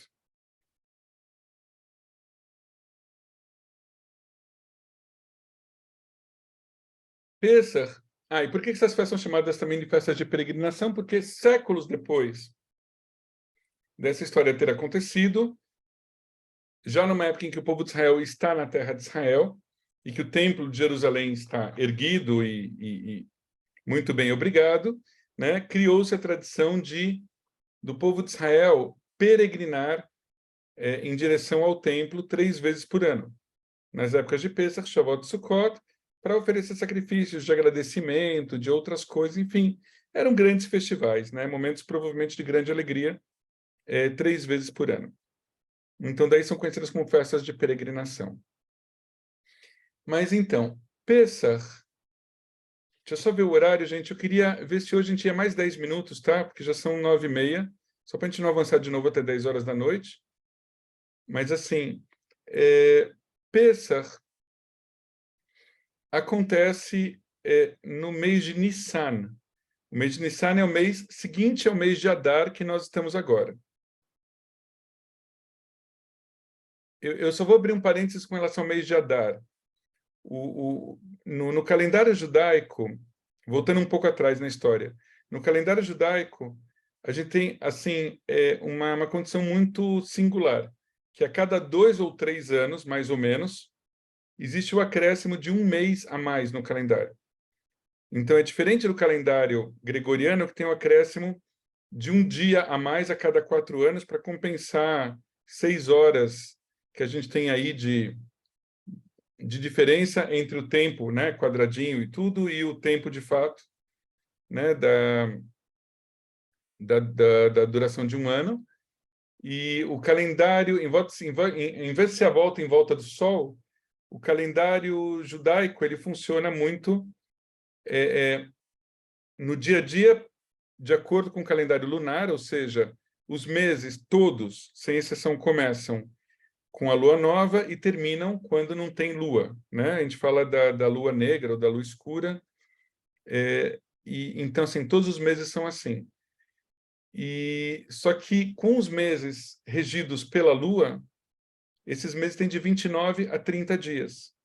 Então, a cada 2 ou 3 anos, você precisa de um mês a mais para compensar esse tempo de diferença entre um ano de 12 meses lunares e o ano da volta, o ano solar. Então, para você poder harmonizar o ano solar com o ano lunar, tem um mês a mais. Esse mês a mais é o mês, você dobra o mês de Adar. E aí, nesses anos, a gente vai ter Adar 1 e Adar 2, ou Adar Rishon e Adar Sheni, que significa em hebraico o primeiro Adar e o segundo Adar. Ou em alguns livros vocês vão encontrar Adar Aleph e Adar Bet, pelo alfabeto hebraico. Certo? Esse ano a gente tem um Adar só, né? Mas tem anos que a gente tem Adar 1 e Adar 2. Normalmente, Purim é comemorado em Adar 2, né? Mas tem, às vezes, uma confusão. Tem gente que comemora em Adar 1, mas não vamos entrar no mérito agora. Só queria contar para vocês isso, que de tempos em tempos nós temos 2 meses de Adar no ano. Tá? Próximo mês, Nissan. Nissan. Nissan é o mês da nossa libertação. Ele é conhecido por isso. Então, assim como em Adar, a gente diz que quando entra Adar, a nossa alegria é aumentada por causa de Purim, Nissan tem um outro tipo de alegria, que é essa alegria da liberdade. Então, no dia 15 de Nissan, ou na noite do dia 14, né, de Nissan para o dia 15, nós temos a comemoração da festa de Pesach, que dura em Israel, e de acordo com o movimento reformista, 7 dias, e fora de Israel, né, em geral, ela é comemorada por 8 dias. Por quê? Porque algumas das festas judaicas, quando são comemoradas fora de Israel, é acrescentado um dia a mais para se garantir que você está comemorando a festa no período certo, por conta de fuso horário e tudo isso. Então, a festa tem de 7 a 8 dias. O que a gente comemora nessa festa? A gente comemora a saída do povo judeu, do povo de Israel, né, na época, do Egito. Agora, essa saída foi uma saída traumática, foi uma saída difícil, e é um pouco disso que fala a festa de Pesach. Então, é um feriado que dura esse período todo. Agora, vocês já imaginam se a gente tivesse um feriado que demora 7 dias durante os quais a gente não pudesse, por exemplo, trabalhar e estudar, né? Ia ser um problema econômico, vamos dizer assim, no geral, né? Para as empresas, para as lojas, para as famílias e assim por diante. Então, a gente vai chamar a festa inteira de Hag Pesach, mas a gente chama de Hag mesmo na diáspora, fora de Israel, os 2 primeiros dias e os 2 últimos. Né? Os 4 dias do meio, eles são chamados meio de semiferiados. Eles são, na verdade, assim, os 2 primeiros e o último dia. Seria feriado Hag para valer. Ou seja, seriam dias que, a rigor, a gente não deveria ir para o trabalho, não deveria ir para a escola. Né? As instituições judaicas, na grande maioria, aqui no Brasil, fecham. Inclusive, o nosso prédio, na Betel, ele fica, a rigor, sem atividade nesses dias. Pelo menos atividade administrativa, né? A gente pode ter a sinagoga funcionando, a gente pode ter a festa funcionando, mas uma atividade administrativa, ela fica fechada. Na festa de Pesach, eu vou falar agora como a gente comemora, quais são as mitzvot, os mandamentos. Nós deixamos de comer comidas com fermento, comidas fermentadas, por 7 a 8 dias, ou seja, durante o período da festa. Então, bolos, bolachas, pães, cerveja, outras bebidas fermentadas, exceção do vinho, já vou falar do vinho. Então, sei lá, acho que o uísque também, né? Outras bebidas fermentadas, a gente não pode beber durante esse período. Bebidas destiladas, alcoólicas destiladas, em princípio não tem problema. Então, vamos dizer, uma cachaça, em princípio, não tem problema em relação a Pesach. Vinho é uma questão diferente, porque assim, em Pesach, a gente não pode comer nada fermentado de cereais. Certo? Então, na verdade, tem 5 ou 6 cereais, espelta, trigo, cevada e assim por diante. Vamos dizer, cereais, fermentados de cereais a gente não pode comer nem beber. Agora, o vinho é um fermentado de uva, então não tem nenhum problema. Tá? Por que a gente não come pão nesse período, comidas não fermentadas? Porque se diz que o povo de Israel, quando teve que sair do Egito, tiveram que sair às pressas e não houve tempo de fermentar o pão. Então, eles só assaram a massa que eles tinham, a massa não fermentou, eles comeram daquele jeito aquela massa. Aquela massa foi chamada de matzá. Matzá é o que a gente conhece como, em português, pão ázimo ou pão não fermentado. Né? Então, Pesach também é conhecida como Hag HaMatzot, a festa das matzot. Pesach também é conhecido como Hag HaCheirut, a festa da liberdade. E, finalmente, Pesach também é conhecido como Hag HaAviv, a festa da primavera. Por quê? Porque ela começa na primavera e é muito provável que a festa da primavera e a festa do êxodo do Egito fossem festas diferentes, mas que, com o passar do tempo, elas meio que se amalgamaram e se juntaram numa festa só. Alguns pesquisadores vão dizer que todas essas festas são festas diferentes umas das outras. Né? A festa das Matzot é um dos nomes que é dado na Torá, Pesach, Hag HaCheirut é um nome mais contemporâneo, e Hag HaAviv, a festa da primavera, possivelmente era alguma outra festa, talvez até pagã, uma festa de povos não judeus, que foi meio que absorvida por ser uma festa da comemoração da natureza, e possivelmente as divindades relacionadas à natureza e tudo isso, né, à época da primavera. Mas, de qualquer maneira, os elementos principais de Pesach, a gente também tem um jejum, que é feito antes de Pesach, né, assim como a gente teve de Purim, o jejum de Esther, aqui a gente tem o jejum dos primogênitos, que é um jejum feito do início da manhã até o final da tarde, antes do início de Pesach. Geralmente só feito pelos primogênitos aqui. Né? Outras tradições dizem que por todos os homens, mas enfim, depois a gente pode ver essa regra direito. Por que dos primogênitos? Para a gente lembrar dos primogênitos que foram mortos na última praga do Egito. Nas 10 pragas do Egito que houve, né, sobre os egípcios, Na última tem a morte dos primogênitos. Os primogênitos do povo judeu sobreviveram, fazem esse jejum meio que como uma forma de agradecimento, né, por terem sobrevivido. Então, você tem esse jejum, você tem a questão de você não comer nada que tenha hametz, ou seja, você come só matzá, o pão não fermentado, e, claro, muitas outras comidas que não são fermentadas, tem muita coisa gostosa. A gente come para burro na época de Pêssar, né? Não é por falta de comida. Comidas curiosas que a gente pode comer, por exemplo, se não me engano, pão de queijo, quer dizer, coisas feitas com, como é que chama? Com polvilho, pode comer. Esqueci, agora estou começando a ficar cansado e me fugiu o nome. De tapioca, pode comer, porque não é feito de cereais, né? Então, essas coisas a gente pode comer. A gente costuma fazer na primeira noite, na diáspora, nas 2 primeiras noites, em Israel só na primeira noite, o Seder de Pêssar. Aqui é uma das coisas mais importantes. Tem alguém que não escutou aqui falar do Seder de Pêssar?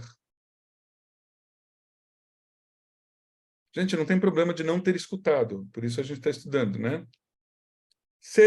O Seder de Pêssar é uma cerimônia geralmente caseira, uma cerimônia familiar, pode ser feita de forma comunitária também, né? Mas é uma cerimônia principalmente da casa, onde você faz primeiro, você monta uma mesa de uma forma especial. Nessa mesa tem uma travessa especial que a gente chama de Keará, a Keará de Pêssar. É uma travessa especial de Pêssar que ela vem com a marcação de 5 ou 6 alimentos simbólicos dessa festa. E isso é colocado na mesa, e é colocado matzá na mesa, colocados, enfim, uma série de alimentos simbólicos, ou que a gente depois vai comer, e é lida a Haggadah de Pêssar. Haggadah é um livro especial, é um dos livros mais criativos que tem da tradição judaica. Se a gente for olhar, tem diversas edições, em termos de tempo, espaço e localidade, de Haggadot, né, de Haggadah de Pêssar. No mundo inteiro, tem muitos desenhos, tem muitas cores. É diferente do Sefer, do livro de Esther, ou do livro da Torá, que é tudo escrito, né, no pergaminho e não sei o quê. Não, a Haggadah de Pêssar é uma obra que passou a ser montada dessa forma, provavelmente a partir do século VIII ou século IX, então há 1.200, 1.300 anos. Então ela é relativamente mais recente do que os outros livros e costuma vir cheio de desenhos. E essa Haggadah, os textos são, na grande maioria, tirados do Talmud, da tradição oral, que a gente estava falando agora há pouco. Elas não são tiradas dos textos bíblicos. Tem 4 versos bíblicos, na verdade, que estão na Haggadah, que falam eu me lembro agora qual é o versículo, mas que ele usa 4 palavras diferentes para falar da mesma coisa, para falar da ideia de liberdade. E, a partir disso, os rabinos deitaram e rolaram e criaram toda uma liturgia, uma literatura que acabou sendo destacada como a Haggadah de Pêssar. Então, são orações, são músicas, são histórias, são discussões rabínicas, e vamos dizer que as pessoas ficam sentadas em volta de uma mesa como se fosse uma espécie de um simpósio grego, vamos dizer assim, como se fosse um centro de estudos grego, e não é à toa. Na época, havia muito contato da tradição grega com a tradição judaica. No meio ortodoxo, vocês não vão ouvir falar muito disso, mas parece que foi isso mesmo, uma festa que, de alguma maneira, foi montada num esquema semelhante a jantares gregos de estudos e coisas parecidas, mas com muita comida também.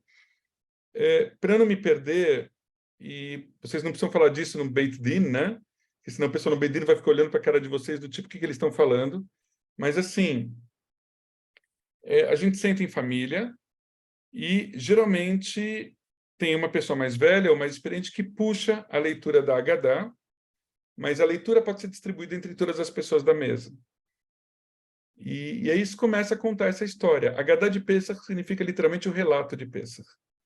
Então a gente vai ter se não me engano, 15 passos a serem seguidos ao longo desta noite, né? Que vão desde o Kiddush e lavar as mãos e tal, até as orações finais, que são muito divertidas e tal, para quem ainda estiver acordado, e as bênçãos de agradecimento pelo alimento, e o jantar, que fica no meio de toda essa história.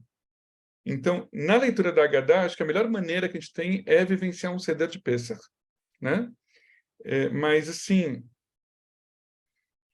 nós vamos ter, ao longo desse Seder, esses 15 passos. Ao longo do Seder, nós vamos ter 4 momentos de beber taças de vinho, e pode ser suco de uva também, mas tradicionalmente é vinho. Então, também é uma festa que se bebe bastante. Podem ser copos menores ou maiores, vai depender de cada um. A gente tem momentos em que a gente experimenta alguns alimentos simbólicos, como maror, que é a erva amarga, para lembrar do sofrimento dos judeus como escravos no Egito. A gente vai comer haroset, que é uma mistura de... pode ser de várias coisas, mas pode ser nozes misturada com vinho, misturada com, sei lá, tâmara ou maçã, ou o que for, mas alguma coisa que dá uma textura e uma cara meio de barro, né? Para lembrar do barro, da argila que era usada pelos judeus para construir os grandes depósitos e as pirâmides e as estradas, enfim, tudo no Egito.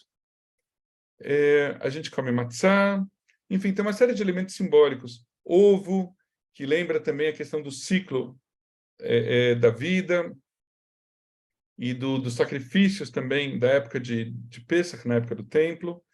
Então, tem vários elementos simbólicos, e vai se contando essa história.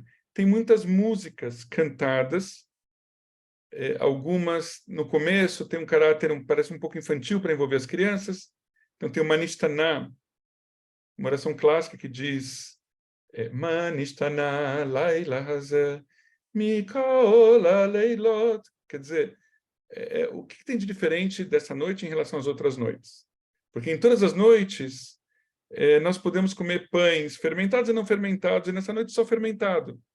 Em todas as noites a gente come todo tipo de ervas, de salada, e nessa só ervas amargas. Em todas as noites nós podemos sentar de modo mais formal e de modo mais, como se fala, reclinado, ou seja, relaxado, e nessa noite obrigatoriamente nós temos que sentar de forma reclinada, ou seja, de forma mais relaxada, porque somos pessoas livres. E tem um quarto que agora eu não me lembro. Então, tem essas 4 perguntas que tradicionalmente são feitas pela criança mais jovem da casa, mas pode ser, depois é cantada por todo mundo. Nós temos músicas que falam Avadim Ainu Atah Bnei Chorin, nós somos escravos e hoje somos pessoas livres. E aí vão tendo vários relatos. Então, na prática, esse Seder pode ser feito de várias maneiras. A maneira tradicional seria a gente fazer ele inteiro, ler todas as discussões e cantar todas as músicas, fazer todas as bênçãos adequadas, e ter o jantar, e ter tudo isso. E uma história dessas pode durar 3 horas, 4 horas. É divertido, é legal, mas nem todo mundo tem pique para fazer isso, né? Eu já participei de um jantar assim, começava 8 da noite até 1 da manhã, mas aí precisa estar todo mundo realmente disposto. Tem muitas Haggadot de Pesach que hoje que elas têm atividades na Haggadah para tentar entreter as pessoas, e também trazem elementos modernos, do tipo, quais são as situações de êxodo hoje? Quem são as pessoas que passam por uma situação de miséria hoje, né? Então, ou falam da libertação dos judeus da ex-União Soviética, ou conta a questão do êxodo dos judeus da Etiópia, e tem Haggadot que colocam como ênfase os judeus tidos como mais tradicionais, seriam os mais sábios, então os ortodoxos, e os judeus mais seculares, ou eventualmente humanistas, socialistas e tal, são vistos como os perversos da história. E tem Haggadot que são justamente o contrário, que veio o judeu mais secular e tinha uma visão mais socialista, etc., como os heróis da história que redimem, que justamente eles levam a libertação, e os judeus mais ortodoxos, como aqueles, seriam os mais perversos, porque ficam presos no tempo e acabam meio que deixando a gente escravizado a certas regras que não fazem mais sentido hoje. Então, depende muito de quem está escrevendo e de quem dá o olhar para aquela Haggadah. Então, estou contando isso para vocês porque a Haggadah é uma festa de diversidade em termos de ilustrações, de histórias, e que pode tornar esse serviço muito interessante. Ou a gente pode fazer, muitas vezes, de uma forma mais curta, geralmente quando é comunitário é mais curto. 30 minutos, 40 minutos, em 1 hora você faz tudo. Você pega só as rezas principais, só as músicas principais, o jantar e boa, porque a maioria das pessoas nem entende direito o que estão fazendo, mas querem cumprir a tradição. Então, em termos comunitários, é isso. Acaba sendo um serviço mais curto. Todos os anos eu falo, eu gostaria de, em algum momento, poder pegar um grupo, nem que seja pequeno, de pessoas, e a gente fazer um seder, sei lá, completo, e ver o que acontece. Mas precisa ter pique para a gente fazer isso, né? E eu acho que se preparar mais. Mas é legal, é um desafio legal. Então, tem esse jantar, que normalmente se come muito em Pesach, é uma comida bem farta, e muitas músicas, né? Eu citei para vocês algumas situações de 4, né? As 4 perguntas do Manistaná. Tem um momento que fala dos 4 tipos de filhos. Tem o chamado filho sábio, o filho perverso, o filho ingênuo e o filho que nem sabe perguntar, não sabe nem o que está acontecendo, né? Então, para cada um deles, você deveria contar a história de Pesach de uma forma adequada a cada um, o que de alguma maneira também mostra a diversidade, né? Olha, para aquele que é o sábio, aquele que conta nos detalhes, né? Aquele que é mais ingênuo, conta de forma simples. Aquele que nem sabe o que está acontecendo, conta de forma mais simples. E aquele que é perverso, aí depende muito da Haggadah. Alguns vão dizer, se você tivesse no Egito, você não tinha saído, né? Alguma coisa nesse sentido.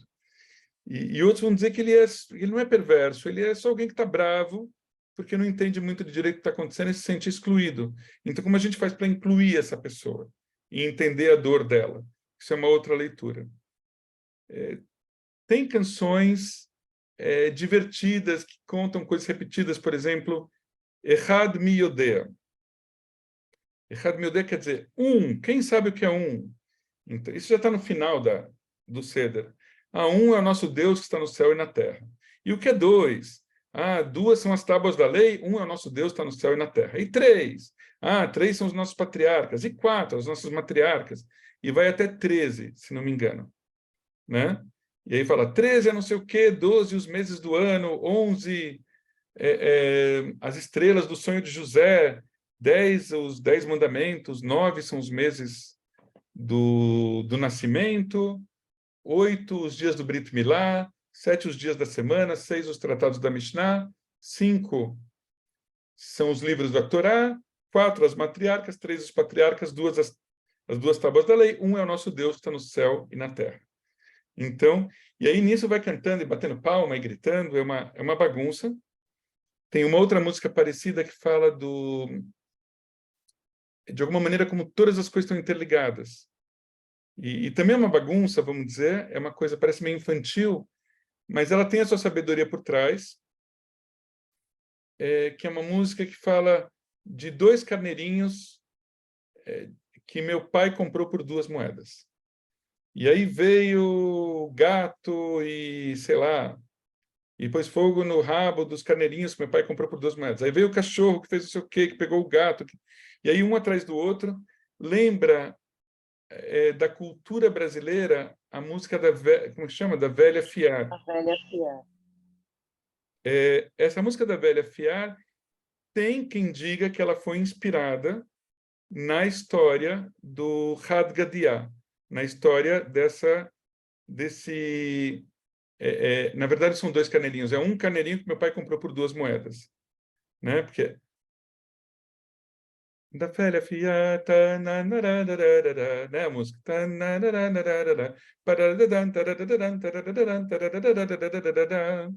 E aí vai Um que pega o outro, que pega o outro, que pega o outro, que acontece? Tá a velha e tá a velha fiar. E aí, nesse, ele vai desde... Chega no final, tem Deus que acaba com o anjo da morte, que matou o homem, que matou o boi, que matou não sei quem, que matou não sei o quê, que não sei o quê, não sei o quê, não sei o quê, que chega no carneirinho que meu pai comprou por 2 moedas. Então, é um pouco de que tudo está ligado com tudo, né? E uma coisa que a gente faz aqui acaba tendo consequências do outro lado. E, enfim, é uma diversão a música, mas ela tem a sua dose aí de sabedoria. E no final do Seder de Pessach, a gente canta e a gente diz que cumprimos, né, com louvor todo o Seder de Pessach, com todas as suas leis e todas as suas regras. Não necessariamente a gente cumpre todas as leis e as regras, mas a gente diz no final que cumprimos, do tipo, pessoal, fizemos tudo que a gente pôde e maravilha, né? Estamos de parabéns, cumprimos essa missão. E esse é o Seder de Pessach. É um momento muito gostoso de reunir a família, reunir amigos. Tem gente que monta peças de teatro, faz dramatização com as crianças, com os jovens. É um momento que pode ser muito chato ou pode ser também muito legal. Que mais? Ao longo da festa, a gente vai ter dias que a gente chama de Chol HaMoed Pesach, ou seja, como se fossem dias de meio feriado. Ou seja, a gente trabalha, estuda, faz compras e tal, mas permanecemos sem comer nada que seja fermentado ao longo daqueles dias. Então, algumas regras ficam em suspenso, outras regras permanecem, até a gente chegar no 8º dia, que a gente tem a quebra do jejum. Quebra do jejum, não, a quebra, desculpe, do jejum de não, né, de Hametz, da gente não comer nada de Hametz. E aí existe uma tradição, se não me engano, não sei se é marroquina ou iraquiana, mas acho que mais a região do norte da África, uma festa que eu queria também um dia muito implantar na Beteira, a gente trazer, que chama-se Maimuna. Marroquina. Hã? É marroquina. Marroquina. Maimuna. Então, a Maimuna, que alguns dizem que tem a ver com Maimon, outros dizem que não tem nada a ver, que é só uma coincidência fonética, é uma festa que, em Jerusalém, particularmente, é uma delícia, porque as pessoas costumam ir em direção, principalmente a uma... Eu falo isso porque eu morava perto, né? Então, qual é o nome do parque? Eu morava num bairro que tinha uma decidona e você chegava num parque enorme, onde se juntavam um monte de senhoras marroquinas e distribuíam doces para as pessoas, doces marroquinos, doces muito doces, doces árabes assim, feitos com fermento, com hametz, assim para quebrar para quebrar o Pessach, né? E aí acaba tendo música, acaba tendo diversão, é uma festa, né? Então Gan Sacher, eu acho que é o nome do parque. Sacher, não é? Isso. Gente, é um parque muito gostoso, uma praça, né? Se a gente for pensar em termos brasileiros. Boa, João, obrigado. Eu estava lembrando o nome, você falou, é o Gan Sacher. Eu morava no bairro, eu esqueci o nome, mas tem uma descida enorme que dá no Gan Sacher, né? Então era uma caminhada muito legal para chegar até lá. E uma região que geralmente era fechada também para shows, para outras coisas que aconteciam nesse parque. E então é algo que se faz, que algumas comunidades o pessoal faz esses doces, essas coisas para quebrar o Pessach. Outras pessoas fazem uma coisa mais simples, saem para comer uma pizza, né? Também é uma possibilidade. Enfim, maneiras da gente comemorar Pessach. Então, basicamente, Pessach é essa festa que dura 7 ou 8 dias. Tem o Seder no primeiro dia, ou eventualmente no segundo. Algumas comunidades fazem um terceiro Seder, que seria um Seder comunitário. Em alguns lugares tem o nome em Yiddish, inclusive Drittes Seder, que seria o terceiro Seder. Não comer hametz. A ideia também de não comer nada fermentado, ela tem a ver com a gente também, simbolicamente, espiritualmente, a gente poder se limpar do nosso fermento pessoal, ou seja, do nosso orgulho, da nossa arrogância, de tudo aquilo que enche a nossa bola, ou seja, deixa a gente muito inchado, muito inflado, né? Que a gente possa fazer uma reflexão sobre isso e trabalhar a humildade também, o desprendimento, o desapego. Será que a gente não tem roupas demais que a gente não usa? Será que a gente não consome coisas demais que a gente não usa, a gente consome por consumir? Como a gente pode fazer para ter uma vida menos inflada, vamos dizer assim, né? Então, Pesach também traz esse modelo e traz a preocupação também com as pessoas que estão passando por mais necessidade, né? Tem uma oração no meio que fala todo aquele que é necessitado, venha e entre, todo aquele que tem fome, venha e sente-se conosco e venha participar do Seder de Pesach. E mesmo que a gente não faça diretamente isso, que a gente possa se preocupar e poder sempre ter campanhas que possam favorecer pessoas que estejam literalmente passando fome. E deixa eu ver se tem... Depois, acho que eu gostaria que vocês dessem mais uma lida sobre Pesach, ver se tem algum outro elemento, talvez tenha faltado eu falar, mas eu entendo que esses são os principais. O que eu esperaria de que vocês soubessem de Pesach? Que dura de 7 a 8 dias, que acontece por volta de abril, né, no mês de Nissan, no calendário judaico, que tem o Seder de Pesach, que no Seder a gente lê a Haggadah de Pesach, né, que tem esses 15 passos. Seria legal se vocês puderem ver uma Haggadah e a gente poder conhecer uma Haggadah de Pesach, se é que não conhecem. E tinha um outro elemento que eu ia dizer, e esse prato simbólico aqui, Ará de Pesach, a gente também poder saber os alimentos simbólicos que fazem parte dela. Tem muitos modelos de Querá, mas basicamente você vai ter alguns, né, o ovo, né, que é a betzá, você vai ter como é que chama? Tem o maror, tem a erva amarga, tem o haroset, que é esse que lembra argamassa. Gente, agora realmente é mais por cansaço, tá? Então eu vou fechando. Falei que não queria que fosse até 10 da noite, são 10 da noite. Então você tem os outros elementos, tem um que lembra do braço forte com que Deus nos tirou do Egito, que geralmente pescoço de galinha, na tradição ashkenazi, na tradição sefaradi, pode ser até como chama, um osso de cordeiro colocado, e tem a ver simplesmente pelo fato de que alguns ou eram mais ricos e tinham condições de comprar o cordeiro, e os outros trabalhavam em casa de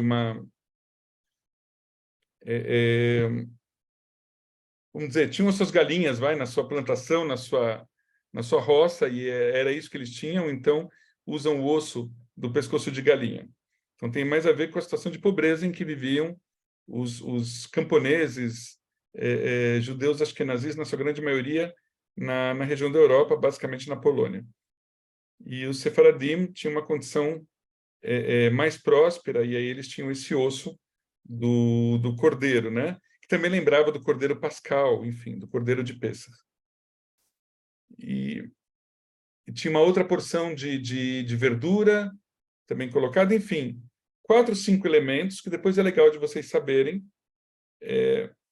e identificarem, né? Quer dizer, cada um deles está ligado a essa ideia, de novo, de lembrar o sofrimento, mas também lembrar a liberdade.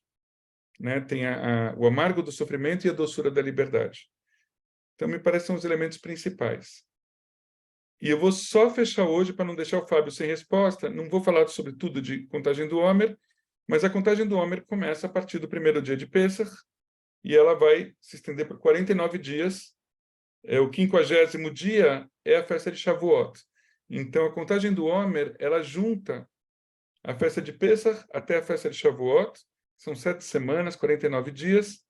E depois eu posso falar mais sobre o que significa Homer e o que acontece entre uma e outra. Tá bom? Gente, outras dúvidas, outras coisas a gente deixa para a aula que vem. Vamos ver se a gente faz presencialmente, eu espero que sim, né, na próxima semana. E a gente vai seguindo, tá bom? Então, vou deixar vocês por aqui agora. E uma boa noite, então. E se vocês vierem amanhã, até amanhã. Boa noite, Uri. Muito obrigado, viu? Bom descanso, pessoal. Boa noite, Gente, tudo. obrigado mesmo. Valeu mesmo. Tá bom, Tchau. boa noite. Tchau, tchau.